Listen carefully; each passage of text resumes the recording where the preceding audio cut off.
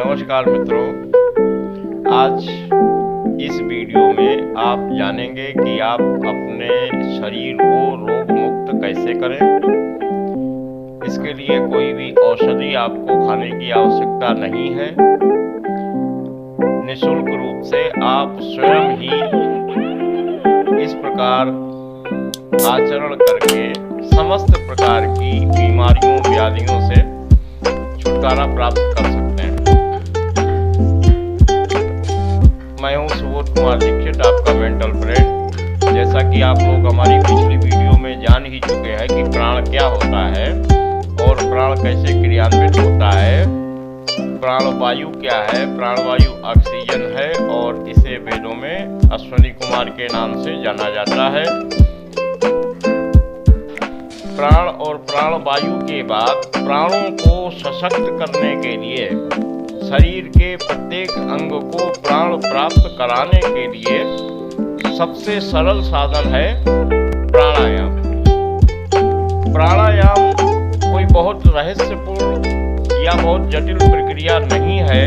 प्राणायाम केवल अपने शरीर के अंदर वायु का प्रवेश करवाना और उसको बाहर छोड़ना होता है। सामान्यतः आपके फेफड़े यह कार्य करते ही हैं जिससे कि आप जीवित रहते हैं। लेकिन जब आपके फेफड़े आपके शरीर की आवश्यकता के अनुसार प्राणवायु प्राणों तक नहीं पहुंचा पाते हैं, तो यह प्राण आपके विभिन्न अंगों तक नहीं पहुंच पाते हैं और जिन अंगों तक नहीं पहुंच पाते हैं वह अंग निष्क्रिय होने लगते हैं। उनमें कार्य करने की क्षमताओं में रुकावटें उत्पन्न होने लगती है। इसी को बीमारी कहते हैं। तो प्राण को क्रियान्वित रखने के लिए प्राणवायु है और प्राणवायु को समुचित रूप से शरीर में प्रवाहित करवाने के लिए प्राणायाम है। प्राणायाम कोई जटिल प्रक्रिया नहीं है। आज आपको इस वीडियो में निःशुल्क रूप से यह प्राप्त हो जाएगा कि आप अपने शरीर को व्याधियों से दूर कैसे रखें और लंबी उम्र तक स्वस्थ कैसे रहें और लंबी उम्र प्राप्त कैसे करें। प्राणायाम सामान्यतः आप कई बार हमारे बाबा रामदेव जी प्राणायामों को बताते हैं, वो 5 प्राणायाम बताते हैं।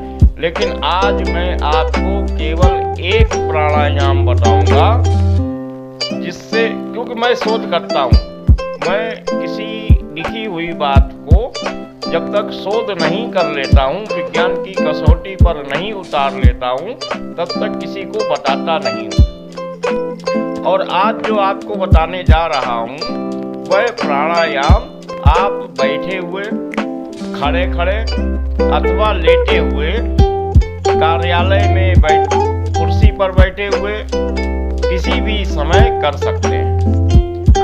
आपको केवल एक ध्यान रखना है कि आप जब भी यह प्राणायाम करें अपनी दृष्टि घड़ी पर जरूर रखें।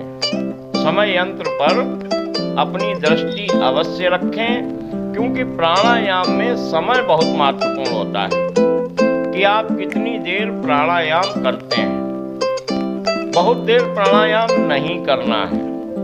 प्राणायाम आप कम से कम 1 मिनट करें और अधिकतम एक बार में केवल 3 मिनट करें।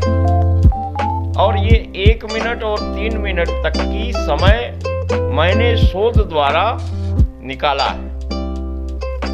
1 मिनट का महत्व क्या होता है, यह बात आप अभी समझेंगे कि मैं 1 मिनट कम से कम प्राणायाम करने के लिए क्यों कह रहा हूं, और उसके बाद 1 मिनट के प्राणायाम में आपको क्या करना है यह भी आपको इसके बाद बताऊंगा। 1 मिनट का विज्ञान यह है कि हमारा हृदय 1 मिनट में 72 बार रक्त को पूरे शरीर में प्रवाहित करने के लिए पंप करता है, यानी कि प्रवाहित करता है 1 मिनट में 72 बार। और हमारा एक बार पंप करने पर हृदय में 70 ml 70 ग्राम रक्त शरीर में प्रवाहित होता है। तो 1 मिनट में 72 बार प्रवाहित होने पर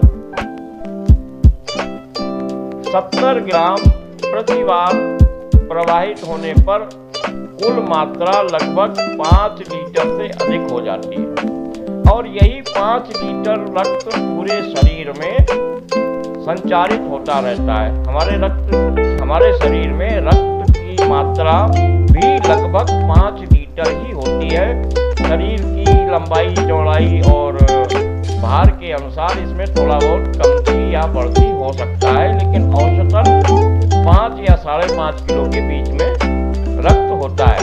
तो 1 मिनट में ये पूरा रक्त हमारे फेफड़ों से ऑक्सीजन मिश्रित करके पूरे शरीर में पुनः प्रवाहित होता है।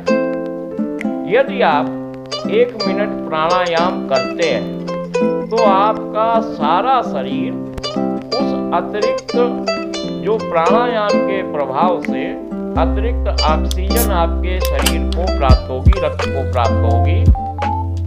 उस रक्त में जितने आरबीसी होते हैं, आरबीसी में जो होमोग्लोबिन होता है, उस होमोग्लोबिन द्वारा ऑक्सीजन को अवशोषित किया जाता है। तो होमोग्लोबिन ऑक्सीजन को अवशोषित करे तो एक बार में प्राणायाम एक बार जब आप करें तो शरीर का पूरा रक्त समान मात्रा में शोधित हो जाए। ऐसा ना हो कि आप आधा मिनट करके छोड़ दें तो आधे अंगों तक रक्त पहुंचते पहुंचते तो ऑक्सीजन की मात्रा अधिक हो और उसके बाद अचानक कम हो जाए तो अंग आपस में द्वंद्व करने लगते हैं कि हम ये ऑक्सीजन आपको नहीं देंगे, हमारे पास आ गई तो हम अपने पास ही रख लेंगे।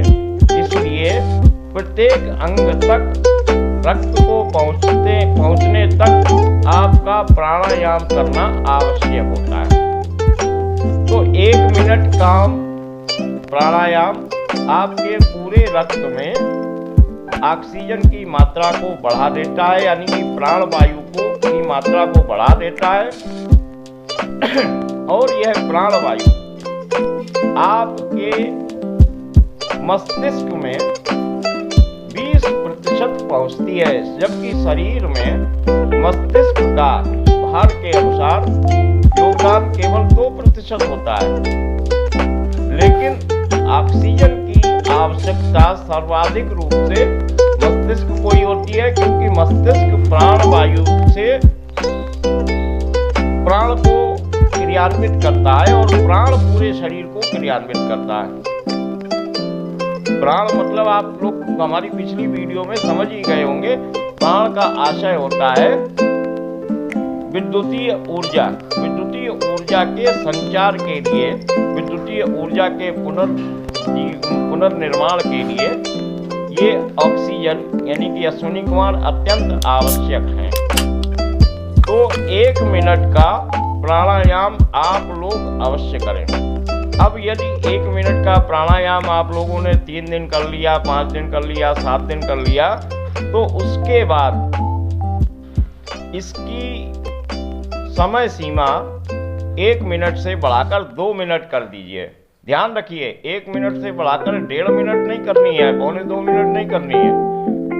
सीधी 1 मिनट से यदि आप बढ़ाते हैं तो 2 मिनट का प्राणायाम करना है, ताकि रक्त में, पूरे रक्त में एक बार शरीर में जो प्रवाहित हो रहा है, पूरा रक्त प्रत्येक अंगों तक पहुंचने तक, वह आपका समान रूप से शुद्ध हो जाए, समान रूप से उसमें ऑक्सीजन मिल जाए, क्योंकि उसमें ऑक्सीजन की अधिकता होगी, निश्चित रूप से अधिकता होगी। अभी आप जो देखेंगे, मैं आपको प्राणायाम करके भी दिखाऊंगा कि कैसे किया जाना चाहिए।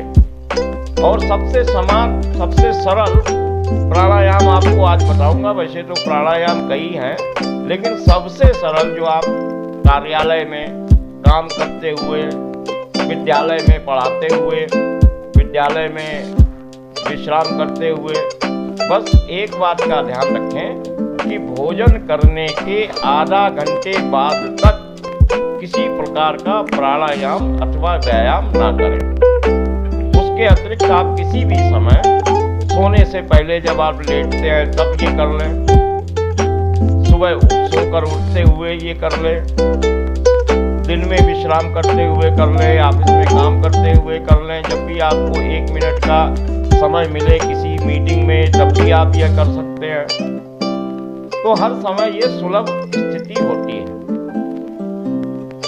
1 मिनट के बाद 2 मिनट जब आप कर लें महीने 1.5 महीने, तब आप को यदि उससे लाभ प्रतीत हो तो इसको 3 मिनट करें और 3 मिनट के बाद इसको फिर पुनः उसी क्रम में वापस लाएं। फिर 2 मिनट करें, फिर 1 मिनट करें, 1 मिनट करें, 2 मिनट करें, 3 मिनट करें, 3 मिनट करें, 2 मिनट करें, 1 मिनट करें। इसी प्रकार परिवर्तन करते रहना चाहिए ताकि आपका शरीर प्राणायाम का भी अभ्यस्त ना हो जाए। जब आप प्राणायाम सामान्यता करेंगे उसके बाद फेफड़ों की क्षमता निश्चित रूप से बढ़ जाएगी और व्यायाम किए बगैर, प्राणायाम किए बगैर भी आपके फेफड़े, आपके लंग्स, आपका श्वसन तंत्र इतना परिपक्व हो जाएगा कि वह आपके शरीर में पर्याप्त ऑक्सीजन पहुंचाएगा। इससे तुरंत का लाभ क्या मिलेगा आपको? यदि आप प्रथम दिन करते हैं तो आपको कैसे प्रतीत होगा कि आप यह कार्य आगे भी करें? इससे लाभ तुरंत कौन सा लाभ उत्पन्न होगा? तो मैं आपको बता देना चाहता हूं कि आप यदि 1 मिनट का प्राणायाम करते हैं आंखें बंद करके, ध्यान करें कि जब आप प्राणायाम शुरू करें तब आप ध्यान से किसी चीज को देखें कि उसमें आपको, आपकी दृष्टि उस चित्र को किस रंग में, किस अवस्था में देख रही है। और उसके बाद 1 मिनट का प्राणायाम करें और फिर प्राणायाम करने के बाद पुनः उस चित्र को देखें। उस चित्र में आपको स्पष्टता अधिक दिखाई पड़ने लगेगी, उसके रंग आपको अधिक चमकदार दिखाई पड़ने लगेंगे। उसमें आपको जो सामान्यता पहले नहीं दिखाई पड़ रहा था वह आपको दर्शनीय हो जाएगा। तो ध्यान रखें कि तुरंत बाद अपने किए गए प्रयासों का निरीक्षण भी करें। और यदि आपको निरीक्षण में प्रथम दिन से ही होगा, ये इसमें कोई समय लगने वाला नहीं है कि आप महीने भर करेंगे तब आपको इसका लाभ प्रतीत होगा, ऐसा नहीं है। तुरंत 1 मिनट के तुरंत बाद ही आपको आपके शरीर में यदि आप अनुभव कर सकें, प्रथम बहुत सूक्ष्म परिवर्तन होता है, अधिकांश लोग इस पर ध्यान नहीं देते हैं, इसीलिए मैंने चित्र का उदाहरण देकर आपको बताया कि चित्र में यदि रंगों में स्पष्टता आपको लगे तो आप समझ लीजिए कि आपका प्राणायाम आपको स्वस्थ कर रहा है। और करना क्या है प्राणायाम में, जो मैं आज आपको केवल एक बता रहा हूं, जो आप किसी भी समय किसी भी स्थान पर कर सकते हैं। 1 मिनट ध्यान रखना, 1 मिनट से कम या अधिक नहीं होना चाहिए। और यदि आप 1 मिनट का ध्यान घड़ी ना हो आपके समक्ष, जैसे आप सोने जा रहे हैं और वहां पे आपके पास घड़ी नहीं है, तो 15 सांसों को गिन लीजिए। आप जो प्राणायाम मैं बता रहा हूं उसमें 15 तक की गिनती कर लीजिए, तो ये लगभग 1 मिनट का समय हो जाता है। तो शुरू करते हैं प्राणायाम। प्राणायाम में क्या करना है? ना तो ये वाला प्राणायाम करना है, ना ये वाला प्राणायाम करना है, ना कुछ करना है। अभी आपको प्रथम श्रेणी का सबसे उत्तम साधन बता रहा हूं। ये है, इस तरीके से आप लंबी सांस को अंदर खींचिए अब आपने ये लंबी सांस अंदर खींच ली, फिर आप इसको गिनती में 1 मन में उच्चारण कीजिए और 1 उच्चारण करने के बाद इसको अंदर से निकाल दीजिए, जैसे मैं आपको करके बता रहा हूं।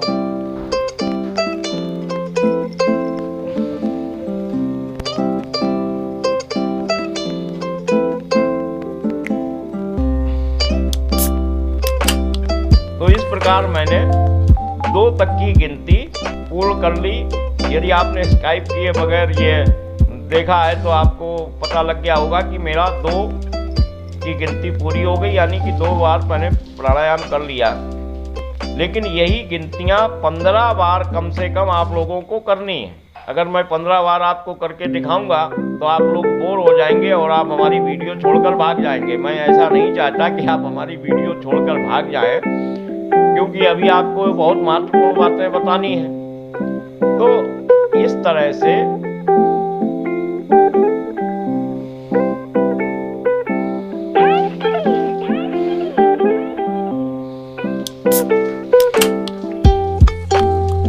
अब जैसे आपने इस तरह से देखा, तो इससे होगा क्या? इससे ये होगा कि जब आप सामान्य अपने मस्तिष्क का प्रयोग किए बगैर सांसों को फेफड़ों के अनुसार लेते हैं, तो एक बार में आपके फेफड़ों के अंदर ऑक्सीजन या वायु की मात्रा पहुंचती है 500 ग्राम, मतलब 500 मिलीलीटर। और जब आप प्रयासों द्वारा पूर्ण रूप से अपने फेफड़ों को भरते हैं, तब इसमें वायु की मात्रा पहुंचती है 1.5 लीटर से 3 लीटर तक। यह सामान्यतः जब आप प्रयास करेंगे तो ये बढ़ती जाएगी। अब इस बढ़ती हुई हवा की मात्रा का प्रभाव क्या होता है, यह बताता हूँ आप लोगों को। हमारा वायुमंडल जो है वो सामान्यतः हमारी वायु में 3 प्रकार की गैसें छोड़ता है, 3 प्रकार की गैसें निहित रखता है। उसमें से सबसे अधिक होती है नाइट्रोजन। नाइट्रोजन होती है 78%, यानी कि 78%। मैं हिंदी में अंग्रेजी में भी इसलिए बता रहा हूँ कि 78 यदि बताऊंगा तो बहुत से हमारे दर्शक 78 को समझ नहीं पाएंगे, क्योंकि वर्तमान शिक्षा प्रणाली में हिंदी की गिनतियाँ लगभग लोग भूल चुके हैं। इसलिए 78% भाग नाइट्रोजन का होता है। यह नाइट्रोजन किसी भी वस्तु से क्रियान्वित नहीं होती, यह लगभग समान वायु, अगर आप आयुर्वेद का शब्द इस्तेमाल करें तो समान रहती है, ना कोई काम करती है ना काम करती है। वो मैं आपको अगले वीडियो में शायद बताऊंगा कि समान वायु जो नाइट्रोजन है उसका शरीर में क्या काम है। लेकिन अभी आप समझ लीजिए कि नाइट्रोजन शरीर 78% आपकी वायु में होती है, जो आप अंदर ले जाते हैं, फेफड़ों तक ये जाती है और वापस पूरी की पूरी 78% जब आप सांस छोड़ते हैं तो वापस आ जाती है।